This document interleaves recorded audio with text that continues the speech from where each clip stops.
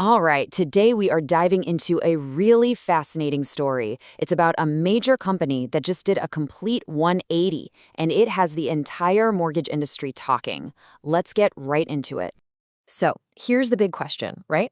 What makes a company do a complete, total 180-degree turn on a major decision? I mean, you walk away from a huge market, you say, nope, not for us, and then, poof, a few years later, you're storming right back in. What gives? Well, we're about to find out. And here's the big reveal. The company we're talking about, it's loanDepot. And after being gone for 4 years, they are officially back in the wholesale mortgage game. This is a huge deal. It signals a massive, massive shift in their entire strategy. Okay, so to really get what's going on here, we're going to break this whole thing down. First, we'll look at the U-turn itself. Then, why did they even leave in the first place? After that, we'll talk about the founder's return, the crowded battlefield they're jumping back into, and finally, what this massive billion-dollar bet is all about.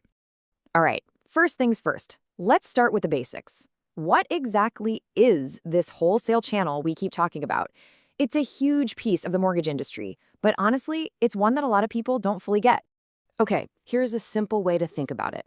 Imagine loanDepot is like, say, Coca-Cola. And the mortgage brokers, they're all the independent local grocery stores and corner shops. Now, Coca-Cola doesn't sell you a can of soda directly, right? They sell their products to those local stores, and then the stores sell it to you. That's the wholesale model. It's business to business. And in this case, the product is the mortgage itself. Okay, so now that we know what it is, let's get to the juicy part. To really get why this comeback is such a shocker, we've got to jump in the time machine, go back to 2022, and figure out why they bolted in the first place. And this number? This is a massive clue. $21.3 million. That's how much they lost in a single quarter right around the time they exited. I mean, the company was just bleeding cash. They had to do something drastic, and they had to do it fast. And you know, this wasn't just some knee-jerk reaction. Under the CEO at the time, Frank Martell, this was a very deliberate, calculated move. The thinking was, let's simplify everything, let's stop the bleeding, and let's pour our energy into the parts of the business that are actually making money. So leaving wholesale wasn't just about cutting one department, it was a full-on survival strategy for the entire company. And this timeline, wow, it really puts it all into perspective, doesn't it? They shut the whole thing down back in August 2022, and they stayed completely out of that market for what feels like an eternity in the business world. That huge gap is exactly what makes this sudden comeback so dramatic. So you gotta ask, right? If things were that bad, what on earth could have changed their minds? Well, that brings us to the real turning point in this whole story, and it all comes down to a huge change right at the very top. And here he is, the man who changed everything, the catalyst. Earlier this year, the company's founder, Anthony Shea, came back to run the show, officially taking back the CEO title. And let me tell you, when a founder returns to the driver's seat, it almost always means big, fundamental changes are coming. And this really just says it all, doesn't it? It's a tale of two different philosophies. The Martell era was all about playing defense. Simplify, batten down the hatches, just survive. But the Shea era? That's pure offense. It's about scaling up, growing fast, and being aggressive. And jumping back into wholesale? That's the first big, bold move that screams, we're here to grow. But, you know, being ambitious is one thing. The reality of the market is something else entirely. So let's take a look at the battlefield loanDepot is about to charge back into. And trust me, it is not for the faint of heart.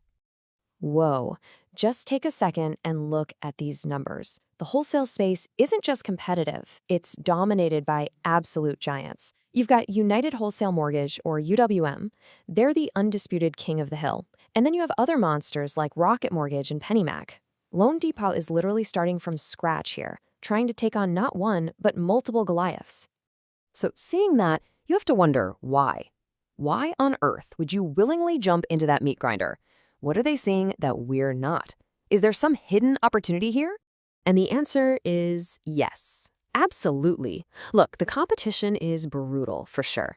But the prize they're fighting for, the pie itself, is actually getting bigger. The slice of the market owned by independent brokers is growing. Their loan volume shot up almost 17% last year alone.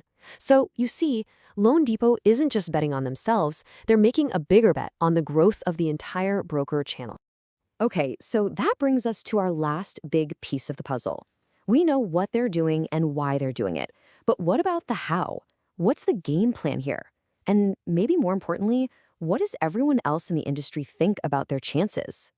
This quote right here, from the guy running their new division, basically lays out their playbook. They're not going to try and just be the cheapest. That's a losing game. Instead, they're pitching themselves as the high-touch, relationship-focused partner. The message they're sending is pretty clear. Those other big guys, they're just factories pumping out loans. We're going to be your trusted partner, the one you can actually talk to. So, how's the industry taking this news? Well, it's mixed. On the one hand, a lot of brokers are thrilled. Hey, more competition is always a good thing, right? It's good for them, it's good for home buyers.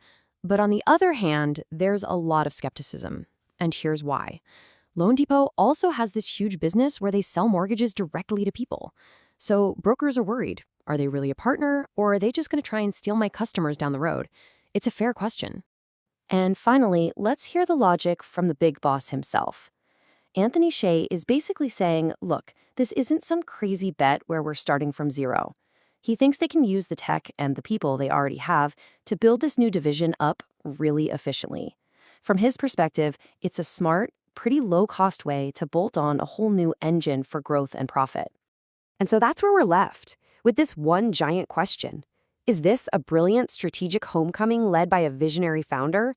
Or is it a huge, costly mistake, jumping back into a fight they ran away from for some very, very good reasons? You know, only time is going to tell. But one thing's for sure, it is going to be absolutely fascinating to watch unfold. Thanks for digging into this with me.